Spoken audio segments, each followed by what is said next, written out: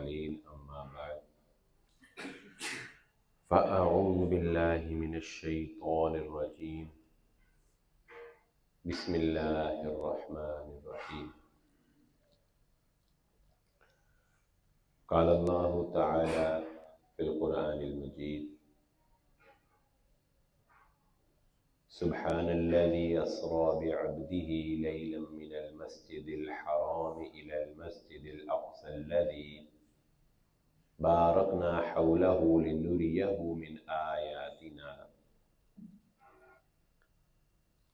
قابل صد احترام حاضرین مجلس، محترم مکرم سامعین اکرام، آج کی اس مختصر نشست میں واقعہ معراج کے بارے میں ہم جانیں گے کہ اس واقعہ کی کیا پس منظر ہے اور کیا حقائق ہے۔ رسول اللہ صلی اللہ علیہ وآلہ وسلم کی زندگی میں ایک سال ایسا آیا کہ جس کو تاریخ میں عام الحزن کے نام سے موسوم کر دیا گیا۔ حزن کا معنی ہوتا ہے غمگین، یعنی اس سال میں اللہ کے نبی صلی اللہ علیہ وسلم کو غمگین کر دیا گیا۔ اس غمگینگی کی دو بڑی وجوہ بلکہ تین بڑی وجوہات تھیں۔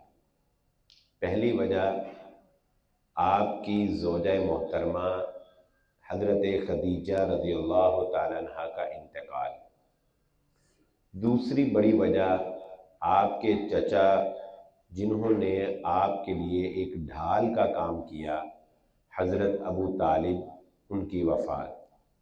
اور تیسری بڑی وجہ مکے والوں کی جانب سے مکمل مایوسی اور طائف کے سفر میں بھی آپ کے لیے ناقدری کا سامنا، گویا کہ کوئی اور راہ نظر نہیں آ رہی۔ تو یہ تین بڑے فیکٹر تھے جنہوں نے نبی صلی اللہ علیہ وآلہ وسلم کو غمگین رکھا۔ اس غمگینگی کو دور کرنے کے لیے اللہ رب العزت نے اپنے نبی صلی اللہ علیہ وآلہ وسلم کو اپنے ساتھ ڈائریکٹ ملاقات کا شرف بخشا، یعنی کوئی درمیان میں واسطہ نہیں تھا۔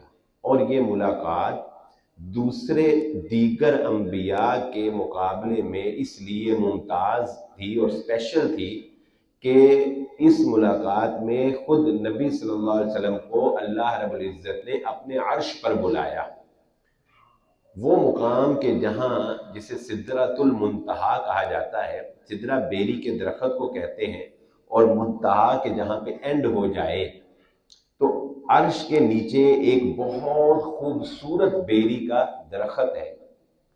دیکھیں یہ الفاظ جو ہماری عقلوں کی مناسبت سے رکھے گئے ہیں نا، اس کا مطلب یہ نہیں ہے کہ وہ بیری کا درخت بھی ایسا ہی ہوگا جیسے ہمارے بیری کے درخت ہیں، لیکن ہمیں سمجھایا ہی نہیں جا سکتا کسی اور طریقے سے۔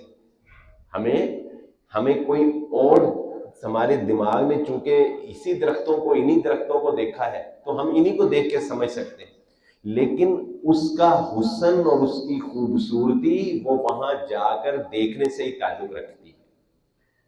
اسی طرح اللہ رب العزت نے جو جنت میں ہمیں تذکرہ کیا ہے وہ ہماری ان عقلوں کو مد نظر رکھتے ہوئے کیا گیا ہے، وگرنہ جنت کے بارے میں تو اللہ رب العزت فرماتے ہیں کہ آج تک کسی انسان کے تصور میں بھی نہیں آ سکتا کہ جنت کتنی خوبصورت ہے، لیکن کیوں؟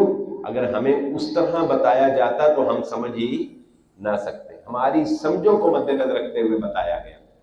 اسی طرح نبی صلی اللہ علیہ وسلم فرمایا کہ اس سدرۃ المنتہا کو میرے آمد پر خوب سجایا گیا تھا۔ تو وہاں پہنچ کر حضرت جبرائیل علیہ السلام نے بھی کہا کہ اے محمد صلی اللہ علیہ وسلم، اس سے آگے جانے کی مجھے اجازت نہیں ہے۔ یہاں سے آگے اب آپ کی مہمان نوازی اسپیشل شروع ہوتی ہے، چنانچہ اس سے آگے پھر رسول اللہ صلی اللہ علیہ وسلم گئے۔ نبی صلی اللہ علیہ وسلم حضرت ام ہانی کے گھر رات کو تشریف فرما تھے۔ جب حضرت جبرائیل علیہ السلام چھت سے تشریف لائے، یعنی اس دروازہ وغیرہ نہیں بلکہ اس گھر کی چھت سے تشریف لائے، اللہ کے نبی صلی اللہ علیہ وسلم کو اٹھایا گیا، پہلے آپ کو بیت اللہ لے جایا گیا۔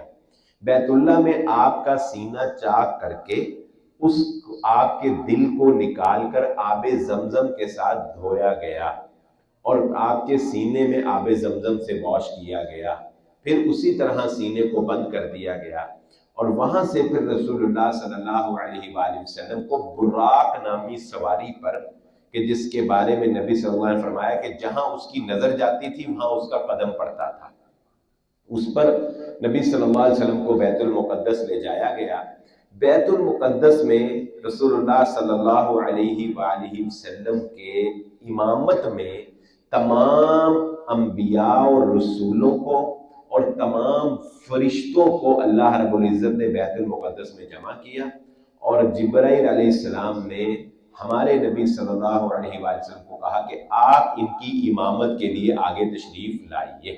یہ گویا کہ آپ کی امامت کی طرف اشارہ تھا اور آپ کی فضیلت کی طرف اشارہ تھا۔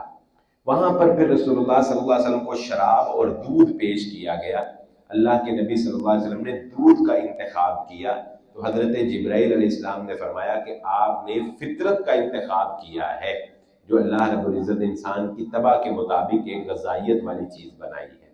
وہاں سے پھر رسول اللہ صلی اللہ علیہ وسلم کو معراج ہوا آسمانوں کا، پہلے آسمان، پھر دوسرا، پھر تیسرا، 4، 5، 7ویں آسمان، اور پھر اللہ رب العزت سے ملاقات ہوئی۔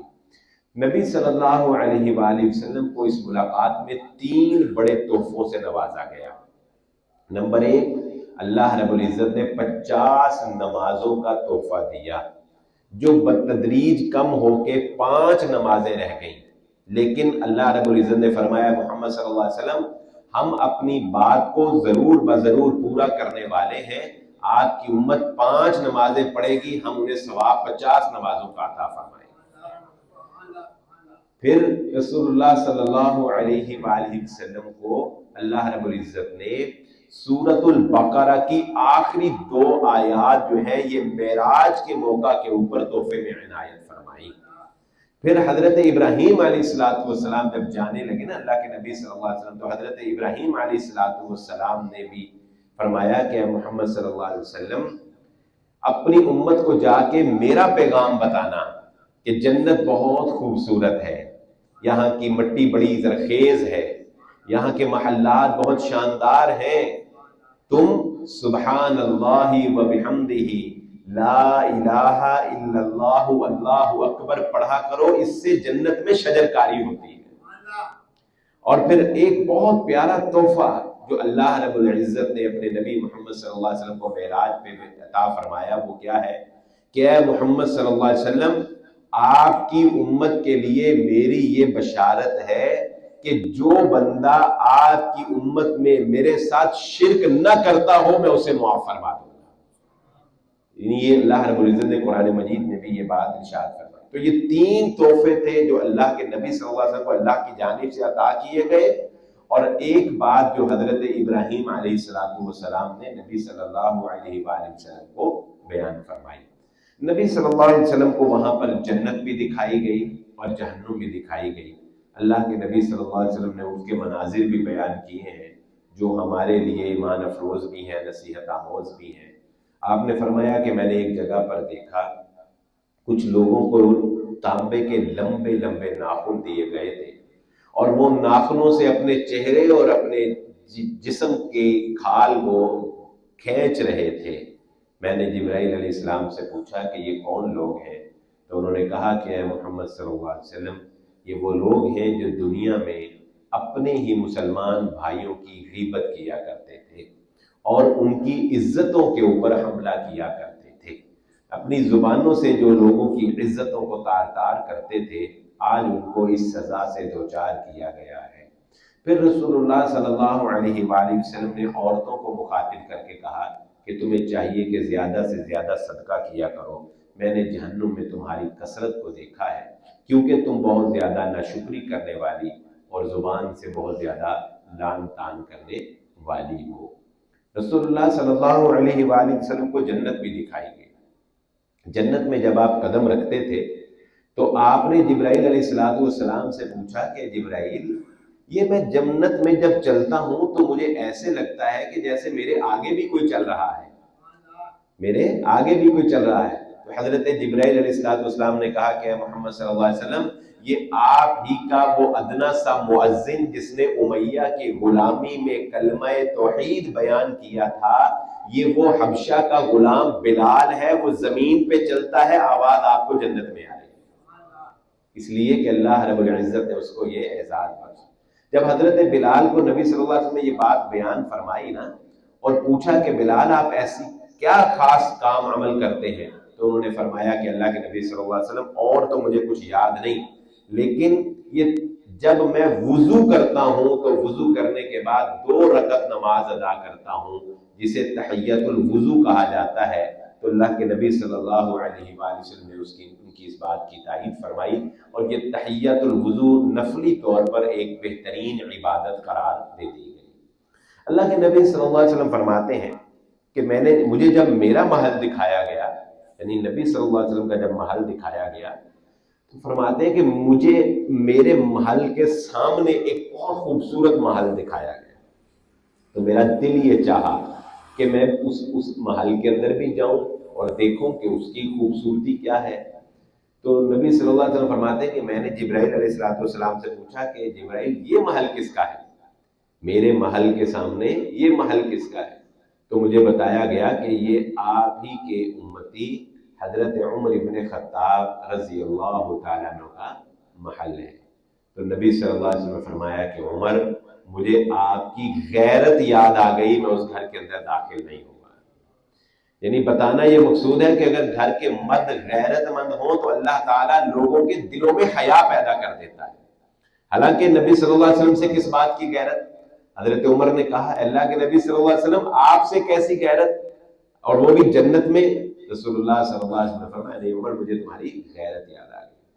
اللہ کے نبی صلی اللہ علیہ وآلہ وسلم جب براق پر بیت المقدس اترے تو بیت المقدس سے آگے پھر آپ براق پر نہیں گئے، وہ اگلا سفر جو ہے وہ کیسے تھا، وہ سیڑھی پر تھا، وہ کیا تھا، وہ ہماری سمجھ سے ویسے بھی بالا تر ہے، لیکن جب آپ بیت المقدس سے آسمانوں کی طرف جا رہے تھے تو ابھی تھوڑا یوں سمجھ لیں کہ اوپر فضا میں ہوئے تو پوری فضا کے اندر خوشبو ہی خوشبو آ رہی۔ اللہ کے نبی صلی اللہ علیہ وسلم حیران ہو کے پوچھا حضرت جبرائیل علیہ السلام سے کہ جبرائیل یہ پوری فضا میں معطر ہے، خوشبو ہے، یہ اتنی خوشبو کہاں سے پھیل گئی؟ نہ یہ پیچھے تھی نہ یہ دائیں بائیں کہیں سے آ رہی ہے، کیا ہے؟ حضرت جبرائیل علیہ السلام نے کہا ہے محمد صلی اللہ علیہ وسلم ایک دفعہ کا ذکر ہے کہ فرعون کی بیٹی اپنی باندی سے اپنے بال بنوا رہی تھی، بال بناتے بناتے اس کی کنگھی اس کے ہاتھ سے گر گئی تو بے اختیار اس کی زبان سے نکلا بسم اللہ، جس طرح ہم کو بچہ گرنے لگے کہتے ہیں بسم اللہ۔ تو اس کی بیٹی نے نوٹ کر کے کہا کہ کیا تو میرے باپ کے علاوہ کسی اور کو خدا مانتی ہے؟ تو اب اس نے کہا کہ ہاں میں اس کو خدا مانتی ہوں جس نے تیرے باپ کو پیدا کیا ہے۔ پھر اس نے کہا کہ یہ شکایت تو میں اپنے باپ کو ضرور بضرور لگاؤں گی، چنانچہ وہ شکایت فرعون کو لگائی گئی۔ تو فرعون نے ایک تیل کی بڑی دیگ مجمع عام کے سامنے رکھی اور اس کے نیچے آگ جلا کے اسے کھولتا ہوا کر دیا، اور اس عورت کے 3 بچے تھے اس کو لائن میں کھڑا کر دیا اور اس کو کہا کہ اگر تو مجھے خدا مان لے تو میں تجھے چھوڑ دوں گا، اور اگر تو اس اللہ کو خدا مانتی ہے تو ایک ایک کر کے تیرے بچوں کو اس تیل کی دیگ کے اندر پھینک دیا جائے گا۔ اس نے آرڈر جاری کیے، پہلی دفعہ فوجیوں نے پکڑا ایک بچے کو اس ماں کی آنکھوں کے سامنے اس تپتے ہوئے تیل کے اندر پھینک دیا، دیکھتے ہی دیکھتے اس کی ہڈیاں چمکنے لگی۔ ایک ماں کا صبر یہاں کیسا ہو سکتا ہے، یقیناً یہ ہمارے لیے صرف سننا آسان ہے، کہنا آسان ہے، اس وقت کو اس لمحے کو برداشت کرنا یہ ہمارے بس کی بات نہیں۔ اس نے اپنے دوسرے بیٹے کی قربانی بھی اپنی آنکھوں کے سامنے دیکھی کہ اس کے سامنے اس کے بیٹے کی ہڈیاں جو ہیں وہ کھولتے ہوئے تیل کے اندر چمکنے لگیں۔ ظاہر ہے کہ اس بیٹے نے چیخ و پکار بھی کی ہوگی، اس نے ماں کو بلایا بھی ہوگا، اس نے رحم کی بھیک بھی مانگی ہوگی، لیکن فرعون کو بھی اس کے اوپر ترس نہیں آیا۔ اب وہ تیسرا بچہ جو بالکل اس کی گود کے اندر تھا، جو ابھی 6-7 ماہ کا تھا، اب جب فرعون نے حکم دیا کہ اس بچے کو اس کی چھاتی سے جدا کرو اور اس کو بھی تیل کے اندر پھینکو، تو اللہ کے نبی صلی اللہ علیہ وسلم کو بتایا حضرت جبرائیل علیہ السلام نے کہ اے محمد صلی اللہ علیہ وسلم، جب اس بچے کی باری آئی نا تو وہ اس ماں کا دل ڈول گیا، اس کا دل بیٹھ گیا۔ ایک لمحے کے لیے اس کے دل میں خیال آیا کہ یہ شاید کہ میں کوئی کمپرومائز کر لوں، میں کچھ کر لوں، لیکن پھر اللہ نے اس کی مدد کے لیے ایک معجزہ ظاہر کیا، اور وہ معجزہ کیا تھا؟ اللہ نے اس گود میں اٹھائے ہوئے بچے کو قوت گویائی عطا فرمائی۔ 6 ماہ کے اس بچے نے بول کر کہا، اے ماں گھبرا نہیں، یہ دنیا کی تکلیف عارضی ہے، آخرت کا عذاب بڑا ہولناک ہے، اس قربانی کے بدلے اللہ نے ہمیں جنت عطا کرنی۔ جب اس نے اپنے بچے کا بولنا دیکھا تو وہ پھر ثابت قدم ہو گئی، وہ ڈٹ گئی کہ اس نے کہا کہ نہیں، یہ قربانی میرے لیے کوئی معنی نہیں رکھتی۔ لیکن اس نے ایک درخواست کی، اس نے فرعون کو کہا کہ دیکھو، میں نے سال ہر سال تمہاری خدمت کی ہے، تمہارے کام آئی ہوں، تمہاری غلام رہی ہوں، اس سال ہر سال کی خدمت کے بدلے میری ایک التجا ہے، میری ایک اپیل ہے۔ فرعون نے کہا چل، مرتی ہے مر رہی ہے، ایک بات اس کی مان لے۔ اس نے کہا ٹھیک ہے بتاؤ ایک بات تیری کیا ہے؟ تو اس نے کہا وہ میری ایک بات یہ ہے کہ جب میں اور میرے بچے اس تیل کی دیگ میں راکھ ہو جائیں گے، ہماری ہڈیاں بن جائیں گی، تو ہماری ہڈیوں کو ایک قبر کے اندر دفن کر دینا، یہ میری آخری ڈیمانڈ ہے۔ چنانچہ حضرت جبرائیل علیہ السلام نے فرمایا ہے محمد صلی اللہ علیہ وسلم، یہ جو پوری فضا کے اندر آپ کو خوشبو آ رہی ہے، یہ اس عورت اور اس کے بچے کی قبر سے آپ کو آ رہی ہے۔ یہ اللہ رب العزت نے اس عورت کو انعام دیا ہے جو آج ہم یہاں بیٹھے سن رہے ہیں۔ تو یہ واقعہ معراج جو ہے، یہ اب جو سبق ہمارے لیے پیش کرتا ہے وہ آخر میں ذرا سنیے۔ آج جب کہ ہم روشنی کی رفتار کو بھی جانتے ہیں، آج جب کہ ہم میٹاورس کے اندر داخل ہو رہے ہیں، آج جب کہ ہم سیٹلائٹ بھیج چکے ہیں اپنے خلا کے اندر، آج جب کہ ہم پلک جھپکنے سے پہلے ایک پیغام کو دنیا کے ایک کونے سے دوسرے کونے میں بھیج سکتے ہیں، لیکن آج بھی ہماری عقل یہ ماننے کے لیے تیار نہیں کہ رات کے ایک حصے میں کوئی بندہ بیت اللہ سے بیت المقدس اور بیت المقدس سے سدرۃ المنتہا تک کیسے جا سکتا ہے۔ انسان تو ابھی اپنے گلیکسی سے باہر نہیں نکلا، اس کہکشاں کے سے باہر نہیں نکلا، اور اس طرح کی پتہ نہیں کتنی کہکشائیں ہیں اور پتہ نہیں کتنی یہ کائنات وسیع ہے کہ سوچا بھی نہیں جا سکتا، انسان امیجن بھی نہیں کر سکتا۔ اربوں خربوں سال سے یہ روشنی چلتی ہے اور پھر کہیں جا کر جو ہے وہ کسی دوسرے ستارے تک پہنچتی ہے، انسان کیسے یہ مان سکتا ہے؟ چنانچہ جب رسول اللہ صلی اللہ علیہ وسلم نے ام ہانی کو آ کے بتایا کہ رات تو میں یہ سیر کر کے آیا ہوں، تو وہ کہنے لگی، کمزور عورت تھی، کہنے لگی اے محمد صلی اللہ علیہ وسلم، اپنی قوم کو یہ واقعہ بیان نہ کرنا، لوگ تیرا یقین نہیں کریں گے، لوگ ہنسیں گے۔ اللہ کے نبی نے فرمایا اگر لوگ یقین نہ کریں تو کیا میں حق بیان کرنا چھوڑ دوں؟ اگر لوگ ہنسیں تو کیا میں سچ کو چھپا لوں؟ نہیں۔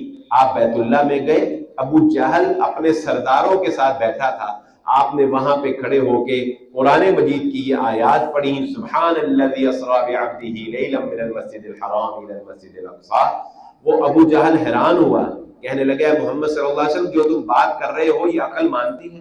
اچھا کیا تم یہ بات پورے مکے کے لوگوں کے سامنے کر سکتے ہو؟ اللہ کے نبی صلی اللہ علیہ وسلم فرمایا کر سکتا ہوں۔ چنانچہ لوگوں کو بلایا گیا، بٹھایا گیا، اللہ کے نبی صلی اللہ علیہ وسلم نے پورا واقعہ بیان کیا، تو اس میں سے چند آدمی کہنے لگے اے محمد صلی اللہ علیہ وسلم یہ کون سی مشکل کی بات ہے، آپ کو جھوٹا ثابت کرنا تو ہمارے بائیں ہاتھ کا کمال ہے۔ اور آپ نے فرمایا کیسے؟ وہ کہنے لگے ہم نے بیت المقدس دیکھا ہوا ہے، ہم نے بیت المقدس دیکھا ہے، اور ہمیں پتا ہے کہ آپ نے نہیں دیکھا، آپ نے آج تک بیت المقدس کا سفر نہیں کیا، ہم نے دیکھا ہے۔ اچھا بتاؤ بیت المقدس کے دروازے کتنے ہیں؟ آپ جو کہتے ہو سفر کیا، بیت المقدس میں نماز پڑھائی، بتاؤ اس کے ستون کتنے ہیں؟ اللہ کے نبی صلی اللہ علیہ وسلم فرماتے ہیں اللہ رب العزت نے بیت المقدس کی تصویر میرے سامنے کھڑی کر دی، وہ جو پوچھتے جاتے تھے میں دیکھ دیکھ کے بتاتا چلا جاتا۔ یعنی اللہ رب العزت نے ایسے اپنے نبی صلی اللہ علیہ وآلہ وسلم کی مدد فرمائی۔ پھر انہوں نے کہا اچھا یہ تو لاجواب ہو گئے۔ پھر انہوں نے کہا اچھا ہمارا ایک قافلہ گیا ہوا ہے شام کو، آپ نے ظاہر ہے اسی راستے سے سفر کیا تو وہ قافلہ بھی دیکھا ہوگا۔ اللہ کے نبی صلی اللہ علیہ وسلم فرمایا جب وہ آئے تو اس سے پوچھ لینا، جب میں وہاں سے گزرا تو وہ روحہ کے مقام پر تھے اور ان کی اونٹنی گم گئی تھی اور وہ قافلے والے اپنی اونٹنی ڈھونڈنے کے لیے نکلے ہوئے تھے، جب وہ واپس آئے تو ہو بہو ویسے ہی بیان کیا جیسے محمد رسول اللہ صلی اللہ علیہ وسلم نے بتایا تھا۔ لیکن ابو جہل کو اس پہ بھی تشفی نہیں ہوئی، اس نے کہا اچھا اس کا کچھ اور حل کرتے ہیں۔ ابھی یہ بات صرف اس مجمع عام میں ہی تھی کہ ابو جہل وہیں سے نکلا اور سیدھا گیا حضرت ابوبکر صدیق رضی اللہ تعالیٰ عنہ کے پاس، اور حضرت ابوبکر صدیق رضی اللہ تعالیٰ عنہ کو جا کر کہتا ہے کیا آپ کو پتہ ہے کہ آپ کے دوست جن سے آپ بڑی دوستی کا دعویٰ کرتے ہیں نبی، وہ ایسی بات کہہ رہے ہیں جو عقل نہیں مانتی؟ کیا کہتے ہیں؟ ابوبکر صدیق نے پوچھا کیا کہتے ہیں؟ کہنے لگے وہ کہہ رہے ہیں کہ میں رات کے اندر پوری رات بھی نہیں، رات کے اندر بیت اللہ سے بیت المقدس اور سدرۃ المنتہا تک اللہ سے باتیں کر کے آیا ہوں۔ حضرت ابوبکر صدیق رضی اللہ تعالیٰ فرمانے لگے ابو بکر اس کی تصدیق کرتا ہے، ایسے ہی ہوا ہوگا۔ ابو جہل کہنے لگا ابو بکر عقل نہیں مانتی، آپ کیسے تصدیق؟ عقل نہیں مانتی۔ ابو بکر صدیق رضی اللہ فرمایا ابو جہل اس سے بھی کوئی بڑی بات کر جو عقل نہ مانتی ہو، میں اس کی بھی تصدیق کرتا ہوں۔ یہ تو تم نے جو بتایا کچھ بھی، اس سے بھی کوئی بڑی بات کر جس کو عقل مان ہی نہ سکتی ہو، میں تو اس کی بھی تصدیق کرتا ہوں کہ وہ بات اگر محمد مصطفیٰ صلی اللہ علیہ وسلم کی زبان اطہر سے نکلی ہے تو میں اس کی تصدیق کرتا ہوں، کیونکہ آپ کی زبان سے جو نکلتا ہے سچ نکلتا ہے، سچ کے سوا کچھ نہیں نکلتا۔ وہیں پر آپ کا لقب جو ہے وہ صدیق رکھ دیا گیا۔ یہ تو تھا وہ پورا واقعہ جو ہم نے الحمدللہ بیت معراج کے وہ واقعے میں سنا۔ اب کچھ حقائق ہیں جن کی طرف میں آخری 5 منٹ میں روشنی ڈالنا چاہتا ہوں۔ پہلے پچھلی دفعہ میری وجہ سے چاول رہ گئے، درس کی تو خیر ہے، پچھلی دفعہ میری چھٹی ہوگی، قاسم صاحب نے کہ بولو کیا کہتے جی عید کی چھٹی کی تھی دیکھ تالو پہ جانی میں کہ جی میرے کو 2 درس کرا لو۔ تو یہ تو الحمدللہ ایمان افروز واقعہ معراج کا جو ہمیں علم ہونا چاہیے اور اس کے حقائق۔ لیکن دیکھیں کچھ چیزیں ایسی ہیں جنہیں ہمیں کھلے ذہن سے تسلیم کرنا چاہیے۔ غلطیوں کو تسلیم کرنے سے ہی انسان اپنی اصلاح کر سکتا ہے۔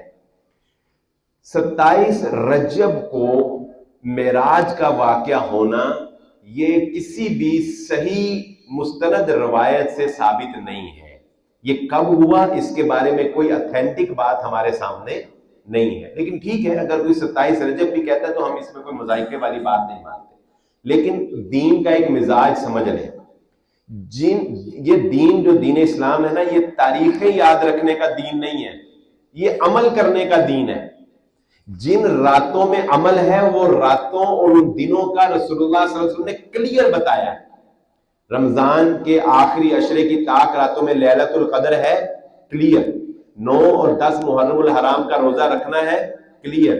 ذوالحجہ کے ابتدائی 10 دنوں کی فضیلت ہے، کلیئر۔ 13، 14، 15 ایام 20 کا روزہ، کلیئر۔ سوموار جمعرات کا روزہ، کلیئر، کوئی اختلاف نہیں۔ جن چیزوں کو عمل سے جوڑا ہے ان کو مینشن کر دیا ہے۔ نبی صلی اللہ علیہ وسلم کی زندگی میں آپ کے واقعہ معراج کے بعد 13 مرتبہ رجب کا مہینہ آیا، 27 رجب 13 مرتبہ کم و بیش آئی، لیکن اللہ کے نبی صلی اللہ علیہ وسلم نے ایک سال بھی اس دن کی کوئی خاص عبادت بیان نہیں فرمائی۔ کوئی خاص عبادت شب معراج کی رات کی یا اس کے دن کا روزہ رکھنا، یہ رسول اللہ صلی اللہ علیہ وآلہ وسلم سے کسی صحیح حدیث میں ثابت نہیں ہے۔ ہم کیا اللہ کے نبی صلی اللہ علیہ وسلم سے زیادہ نیک بن سکتے ہیں؟ ممکن نہیں ہے۔ ہم ان سے زیادہ عبادت کر سکتے ہیں؟ ممکن نہیں ہے۔ ہم اپنی طرف سے کسی دن یا رات کو خاص کر سکتے ہیں شریعت میں؟ یہ ہمارے لیے ممکن نہیں ہے۔